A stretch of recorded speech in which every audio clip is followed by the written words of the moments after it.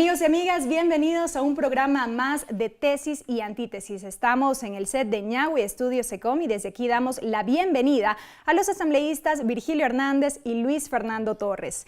Esta semana con ellos abordaremos la Ley Orgánica de Comunicación y los alegatos de inconstitucionalidad presentados ante la Corte Constitucional durante la audiencia que se llevó a cabo el pasado martes. Yo soy Belkis Sánchez y por los próximos 30 minutos estaré moderando este debate político.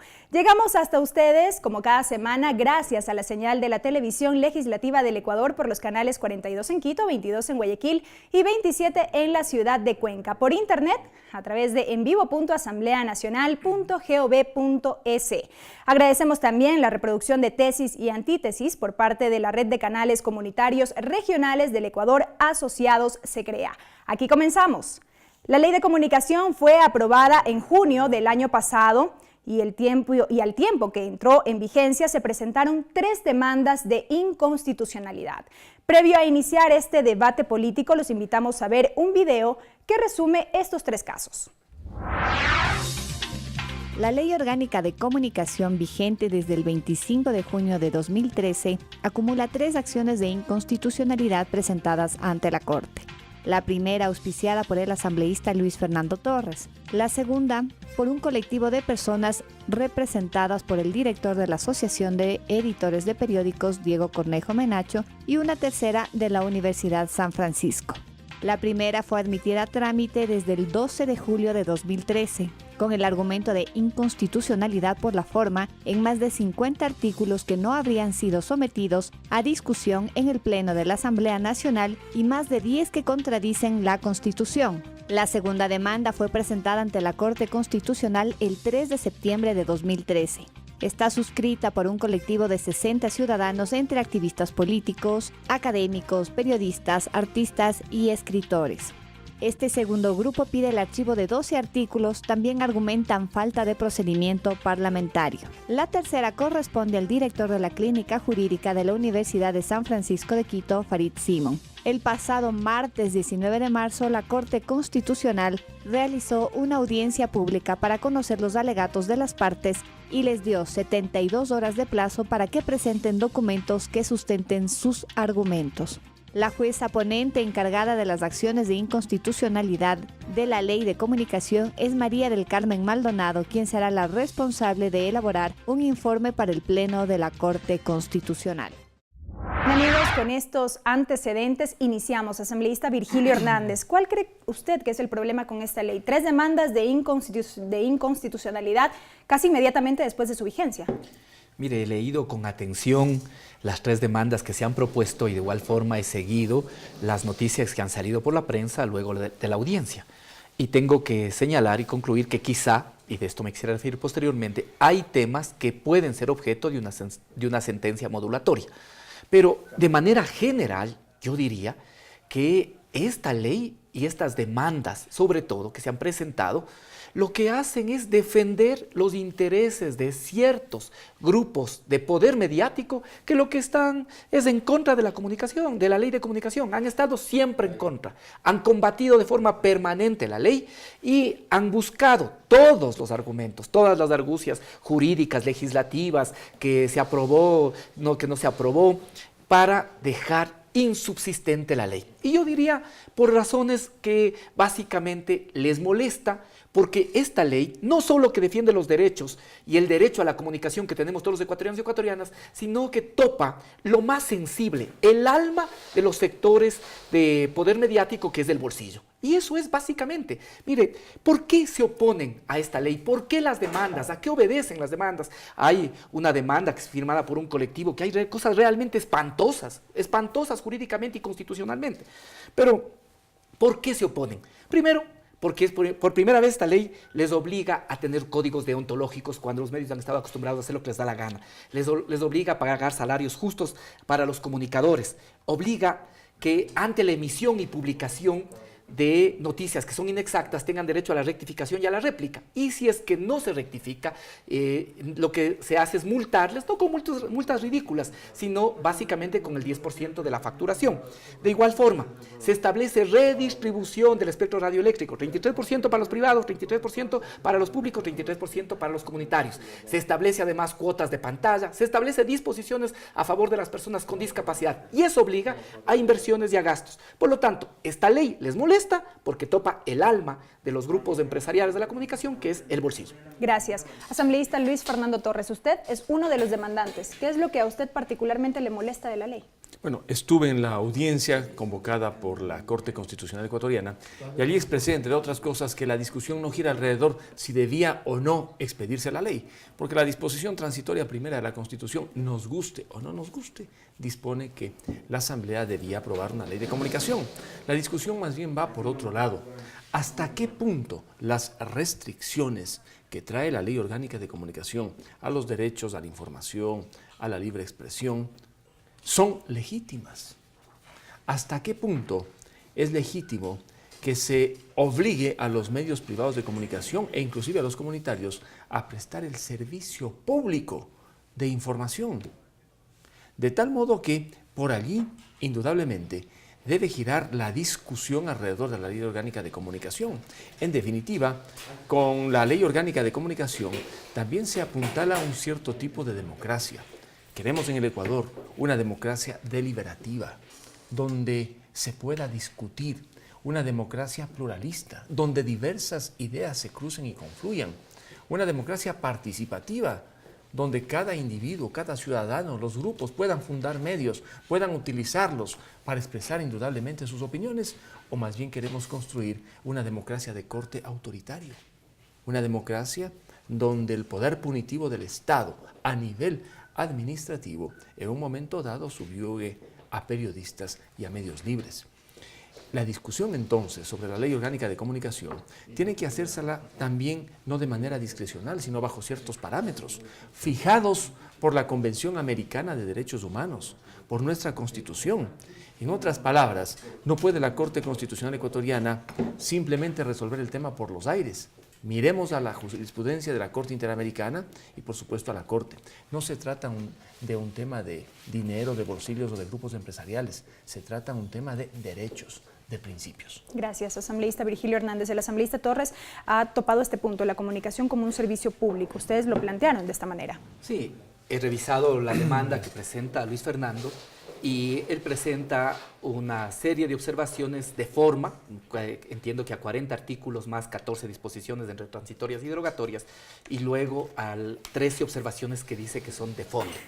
Respecto de las 40 de forma, no tiene razón de ser, porque el artículo 61 de la Ley Orgánica de la Función Legislativa es absolutamente claro. Es el ponente al que le corresponde recoger todas y cada una de las observaciones que se realicen en la sesión. Y la sesión no es un día, pues ese es el error. Se piensa que la sesión es el día. La sesión es mientras dure el segundo debate, que solo concluye con la votación. De tal forma que en las que señala que son de forma, no tiene razón de ser, o algunas que no se han discutido, lo cual uno puede ir contrarrestando con las actas y se ve que se han discutido. Y en las de fondo, tiene algunos temas en los que plantea, como por ejemplo el tema del servicio público. Y aquí hay nuevamente un error. El error es creer que el servicio público son aquellos servicios que solo se prestan por parte de la administración pública. Mire, incluso en la demanda que se presenta por parte de un colectivo de 60 personas, se citan efectivamente algunos tratadistas que insisten en una versión restringida de que el servicio público se refleja en las actividades prestadas por la administración pública. Pero ellos citan al autor Dromi. ¿Y qué es lo que dice Dromi? Que el servicio público se entiende por servicio público un medio para un fin próximo o para un fin inmediato, el bien común, que se traduce en actividades públicas con formas de obra, función o prestación de interés público y con un régimen jurídico de derecho administrativo. ¿Sí? Es decir, también los servicios públicos pueden ser prestados por no solo el Estado, sino también por empresas comunitarias, por también las empresas privadas. Y aducir que el 314 no contempla es simplificar y pensar que solo las enumeraciones que están en el artículo 314 son los únicos servicios públicos posibles. Gracias, asambleísta Torres. Bueno, sobre el tema de los servicios públicos, uno debe dejar en claro que existen los servicios públicos propios, los que los presta directamente el Estado, y los impropios, que los prestan, digamos, operadores privados. En muchos municipios la recolección de basura no la realiza el municipio, sino una entidad privada. Se trata de un servicio público. El servicio de transporte terrestre es un servicio público impropio, declarado como tal en la Ley de Tránsito y Transporte Terrestre.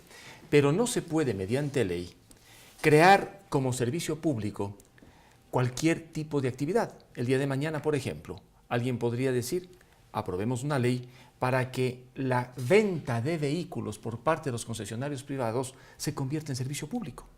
Porque como el transporte es servicio público, el transporte terrestre, también la venta de vehículos. Ello es imposible, porque no está en la naturaleza propia del Estado el poder prestar ese servicio público. Ahora bien, en la comunicación, el gran problema, en la información, el gran problema es que no se aplican los principios del artículo 314 para los servicios públicos. Ejemplo, el artículo 314 dice que en el caso de servicios públicos, el ente público fija la tarifa y el precio. Los pasajes, por ejemplo, de bus, no los fija el chofer, no los fija el dueño del bus, los fija la autoridad, en este caso, municipal. Y ese precio es el que tienen que cobrar. En el caso de los medios de comunicación, ¿podría la autoridad estatal fijar el precio de la publicidad, de la televisión, de la radio? ¿Podría fijar el precio de un periódico? Sí, a menos que estuviera completamente estatizada la comunicación. Pero como ese no es el caso del país, allí tenemos un principio que no puede cumplirse en el caso de la tarea que cumplen básicamente los medios privados. De allí que la información no es servicio público propio, tampoco es impropio, es algo sui generis que se ha creado en el Ecuador sin que exista antecedente alguno en la legislación comparada del mundo. Gracias. Amigos, es momento de una primera pausa aquí en su programa de debate político Tesis y Antítesis. Ya los asambleístas han adelantado un tema que es parte de la discusión en esta semana sobre la ley de comunicación y las demandas de inconstitucionalidad presentadas a este cuerpo normativo. La comunicación como un servicio público. Sobre esto vamos a conocer en breve qué piensa la ciudadanía. Regresamos.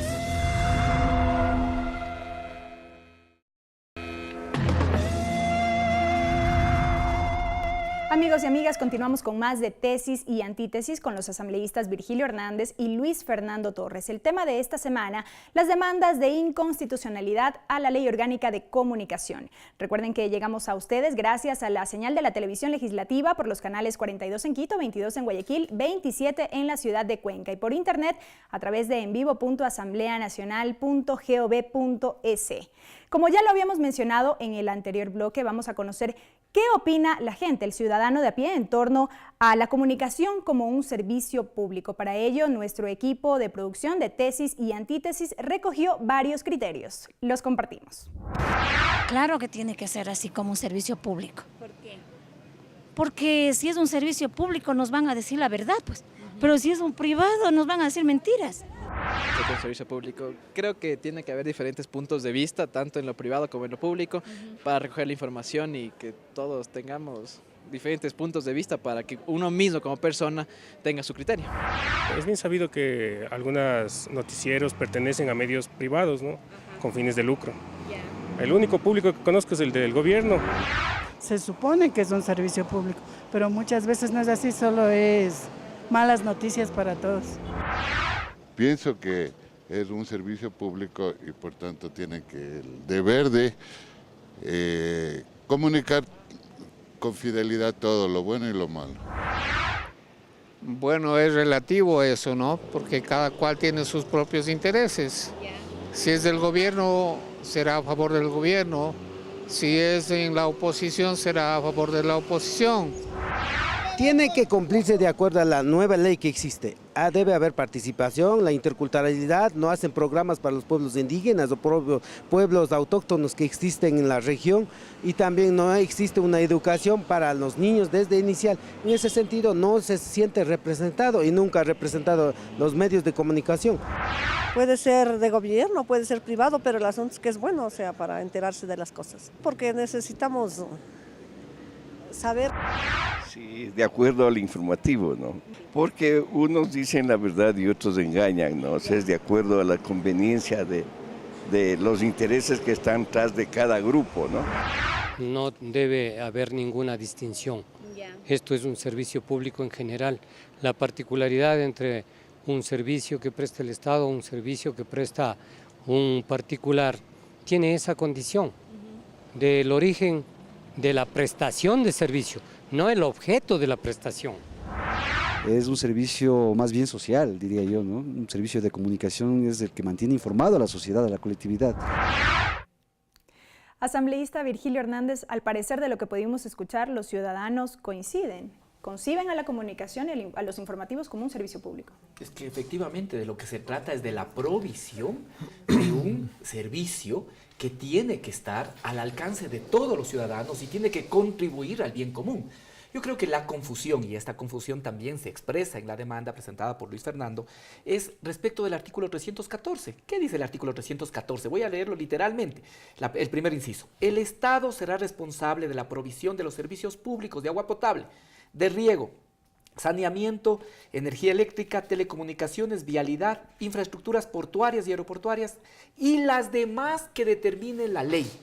¿Qué podemos concluir de esta lectura del primer inciso del artículo 314? Primero, que este artículo está enumerando las que de forma obligatoria le toca prestar al Estado. Pero no podemos pensar que solo estos son los servicios públicos. Aquí no está mencionada la educación, que siendo un derecho se presta a través de servicios públicos, que además puede ser suministrado por operadores públicos, privados e incluso comunitarios, aquí también de gobiernos autónomos centralizados.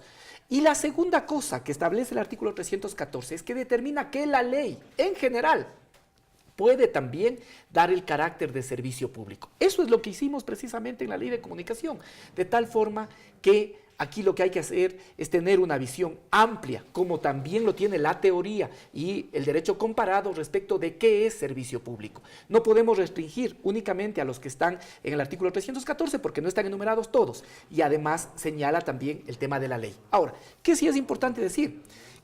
Y ahora la oportunidad que tiene la Corte Constitucional en esta sentencia, que puede ser modulatoria, es precisamente de aclarar que estos principios que están planteados se refieren a los servicios que están en el artículo 314, pero obviamente no se aplican para el conjunto de servicios públicos, porque aquí, incluso por norma constitucional, servicios como el de la salud y la educación son gratuitos. Entonces, esa es la oportunidad que tiene ahora precisamente la Corte Constitucional. Gracias, asambleísta Torres. Los ciudadanos, al parecer, no coinciden con usted.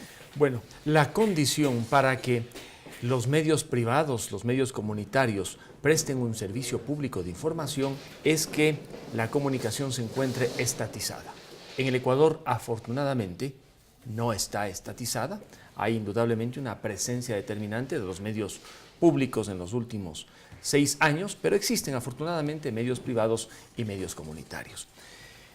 El artículo 314 que leyó Virgilio señala que mediante ley se pueden señalar los servicios públicos que el Estado debe prestar. Y resulta que el derecho a la información, establecido en el artículo 16, 18 y 66 de la Constitución de la República, es un derecho fundamental, cuyos titulares somos todos los ecuatorianos, no el Estado. Por lo tanto, es imposible jurídicamente que mediante una ley se le atribuya al Estado la prestación del servicio público de información.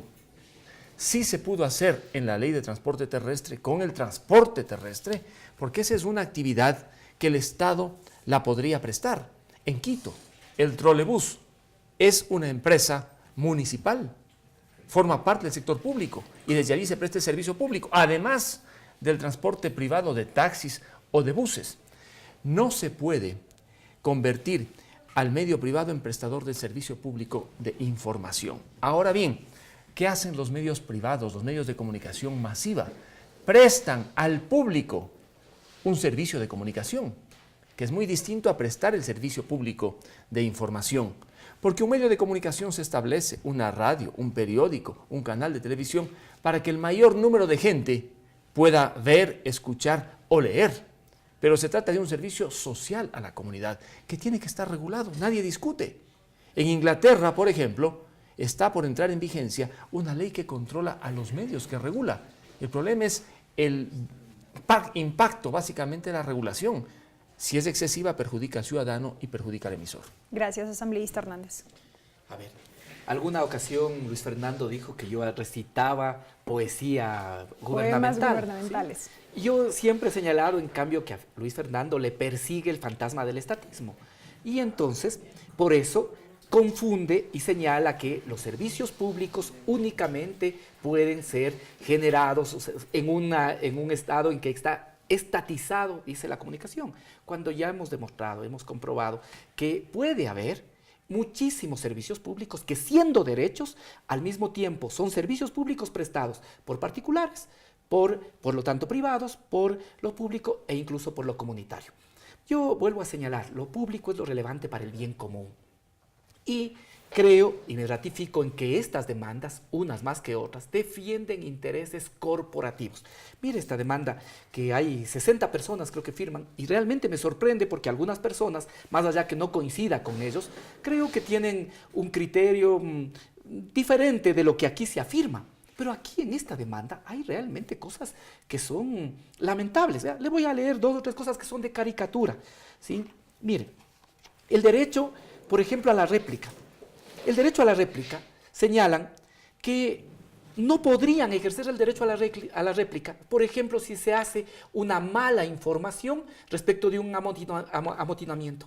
Es decir, porque están presos, no pueden ejercer un derecho constitucional. Y vean lo que dice. Después dicen que en la ley hay discriminación. Mire, el amotinamiento en un centro carcelario debidamente resaltado en sus detalles violentos puede dar lugar al derecho a la réplica por parte de los delincuentes. Es decir, una persona que está en un centro de reclusión está absolutamente privado de todo derecho. Pero después, lo de la participación ciudadana ya es de caricatura. Dicen que la participación ciudadana solo puede hacerse sobre los servicios públicos prestados por el Estado. Y entonces, los que prestan los privados, eso es ridículo.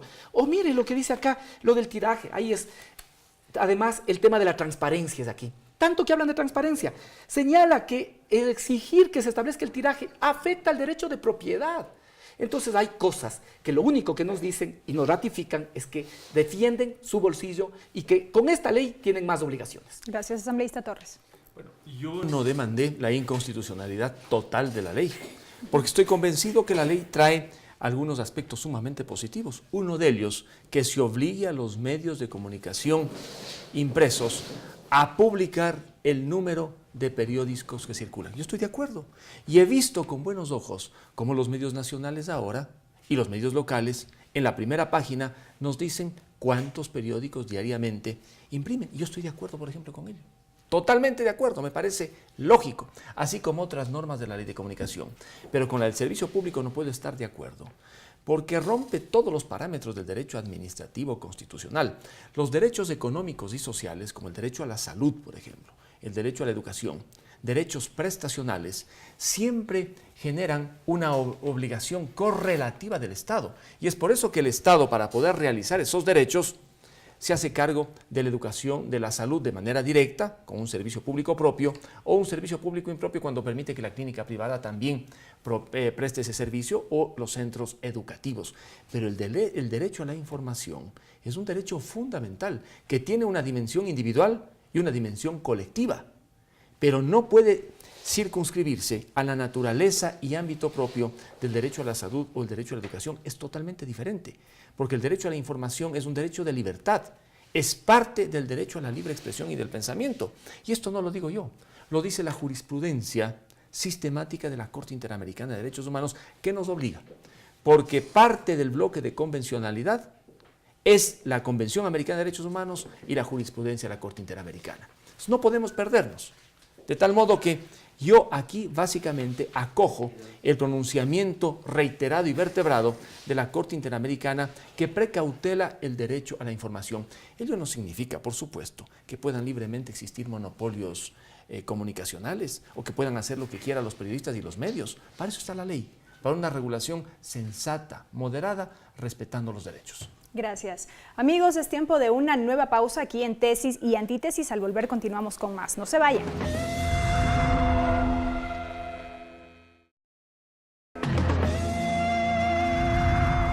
Amigos, estamos de regreso con más aquí en Tesis y Antítesis. Hablamos esta semana sobre las demandas de inconstitucionalidad a la Ley Orgánica de Comunicación. Asambleísta Virgilio Hernández, ya en el cierre, bueno, se espera una sentencia por parte de la Corte Constitucional.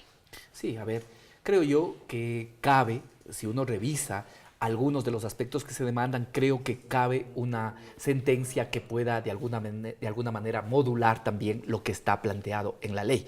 Sí, me parece que esta es una posibilidad. Yo coincido, por ejemplo, con que no se puede, y los argumentos, la jurisprudencia que cita también Luis Fernando respecto del contenido esencial de los derechos. No se puede nunca restringir los derechos que son considerados fundamentales, más allá de que la Constitución ecuatoriana considera a todos los derechos del mismo valor. Pero al mismo tiempo, lo que no cita en cambio es que esa misma teoría y esta misma jurisprudencia respecto del contenido esencial tiende a armonizar. En eso se diferencia quizá de los otros métodos, tiende a armonizar y a proteger el bien jurídico superior, que en este caso son los derechos a la comunicación que están expresados para todos los ecuatorianos y ecuatorianas, independientemente de que tengamos un micrófono o la posibilidad de imprimir en un periódico que podamos expresar. Ahora, creo yo que hay temas que efectivamente deberían revisarse, por mencionar algunos. Es un error que la ley solo proteja a los extranjeros residentes. ¿Qué pasa si mañana hay una persona que está indocumentada o incluso un turista y es objeto de discriminación? No podría ampararse a la ley. Creo que esto es importante. Me parece también que debería revisarse el tema, una de otras cosas, recoger algunos elementos en esta sentencia modulatoria respecto de la titulación. Quizá hay que definir mejor esto. No coincido mucho en el tema de los titulares, que puedan ser titulares de acciones, de derechos de medios de comunicación, los de extranjeros. Creo que eso también seguramente podríamos modular, cuidando precisamente que no lleguemos a monopolios de las grandes cadenas internacionales. Creo que también respecto de la información reservada, podríamos modular en el sentido de que no hay derecho a reserva cuando se trata de la violación de derechos humanos fundamentales. Creo que ese es otro elemento importante. No coincido con lo que señalan en esta demanda puesta por la Clínica de Derechos Humanos, no coincido en que, por ejemplo, se tiene que abrir la información en un proceso de indagación fiscal. Yo creo que ahí eso puede afectar a un derecho y a un bien jurídico superior como es la vida, ¿sí? La vida y el bienestar de las personas. En fin, creo que hay algunos temas que se podrían modular. Incluso, creo yo, el tema de que la superintendencia pueda pedirles a los comunicadores que revelen todos aquellos datos que tengan que ver con su persona, ¿sí? Que está en el artículo 56, me parece. Creo que esto, por ejemplo, hay que ver que no se violente el derecho a la intimidad que también tienen, ¿no? Y creo incluso que lo del linchamiento mediático, que fue debatido como acoso mediático, podría recibir también modulación por parte de la sentencia. En fin, me parece que hay algunos aspectos que sí podrían ser objeto de la sentencia. Sin embargo, no creo que la ley sea inconstitucional ni haya que demandar la inconstitucionalidad, porque lo que estamos haciendo es garantizando la posibilidad del derecho a la libertad de información y comunicación de todos los ecuatorianos y ecuatorianas. ¿Y sobre la comunicación como servicio público? No, yo creo que esto está absolutamente bien concebido, creo que está absolutamente bien redactado. Hay errores en quienes presentan las demandas y por lo tanto creo que es un tema en el que no hay que modular. Gracias. Asambleísta Luis Fernando Torres, a ver, ¿qué es esto de la sentencia modulatoria y en torno a esto qué expectativas se tiene luego de que se realizó la audiencia? Bien, sobre el tema de la inconstitucionalidad por la forma a la que se refirió Virgilio, debo hacer una precisión. El 12 de junio del 2013 fuimos los legisladores convocados por la presidenta para la votación de la Ley Orgánica de Comunicación el 14 de junio del 2013. Con la convocatoria llegó un texto y resulta que entre el 12 de junio y el 14 de junio del año pasado hubo 3 textos más que envió el ponente, el doctor Mauro Andino, con cambios. ¿Qué dice el artículo 61 de la Ley Orgánica de la Función Legislativa? Los cambios que puede hacer el ponente deben haber sido sugeridos en el Pleno. Y resulta que los cambios que hizo entre el 12 y el 14 nunca fueron sugeridos en el Pleno, porque los cambios que habían sido sugeridos en los plenos anteriores ya estuvieron en el documento del 12 de junio. Los cambios que aparecen entre el 12 de junio y el 14 de junio en 2 días son cambios que incorpora el ponente y con esos cambios se llega a la votación sin debate alguno. Allí hay una violación clarísima al artículo 61 de la Ley Orgánica de la Función Legislativa, lo que me permite a mí sostener que no hubo un segundo debate completo, un debate de cierre constitutivo en los términos señalados por el artículo 137 de la Constitución. ¿Cuáles fueron estos cambios brevemente? Cerca de 54 normas las he identificado como cambios nuevos y sobre ellas he demandado la inconstitucionalidad por la forma. Ahora bien, sobre la sentencia modulatoria, que es una de las opciones que tiene la Corte Constitucional y que fue sugerida por el secretario jurídico de la Presidencia durante la audiencia, es interesante porque la sentencia modulatoria, si bien no expulsa del ordenamiento jurídico las normas impugnadas por inconstitucionales, las interpreta y podría servir para, digamos, eliminar las restricciones severas, excesivas y desproporcionadas que existen a los derechos a la libre información y a la libre expresión. Yo preferiría que la Corte declarara la inconstitucionalidad y que aceptara las demandas, pero como se suele decir entre nuestro pueblo, de lobo un pelo. Por lo menos la sentencia modulatoria es una luz al final del túnel en esta larguísima novela. Ya no vamos a hablar de poesía ni de versos, pero al novelista Virgilio Hernández, que estuvo en la asamblea anterior, ahora podríamos pedirle pues que en la conclusión de la novela, que lleva ya unos cuantos años llamada Ley de Comunicación, por lo menos los ecuatorianos logremos precautelar esos importantes derechos a la libre información y a la libre expresión. No confundamos, la comunicación en sentido genérico, si bien incorpora estos dos derechos, tiene otros componentes. La comunicación, por ejemplo, a través de la telefonía celular está regulada. Se trata pues de un servicio público. Pero aquí hablamos del derecho a la libre información y a la libre expresión. El derecho que tienen los ciudadanos de ser informados y el derecho que tienen los ciudadanos de informar fundando medios independientes, pluralistas y autónomos. Gracias, como siempre, a los asambleístas Luis Fernando Torres y Virgilio Hernández. Hemos abordado esta semana el tema de las demandas de inconstitucionalidad a la Ley Orgánica de Comunicación. Recuerden que ustedes pueden ver el video de este programa en nuestro canal de YouTube y así también en la página de Facebook de Tesis y Antítesis. Y por supuesto, escribirnos con sus comentarios, sugerencias al correo electrónico tesiyantítesis@hotmail.com. Este programa se reproduce por la señal de la radio de la Asamblea Nacional los lunes desde las 8 de la mañana y se reprisará los jueves o este jueves por televisión legislativa a partir de las 19:30. Agradecemos, por supuesto, como siempre, a la red de canales comunitarios regionales del Ecuador asociados Se Crea por la difusión. Gracias y hasta la próxima semana.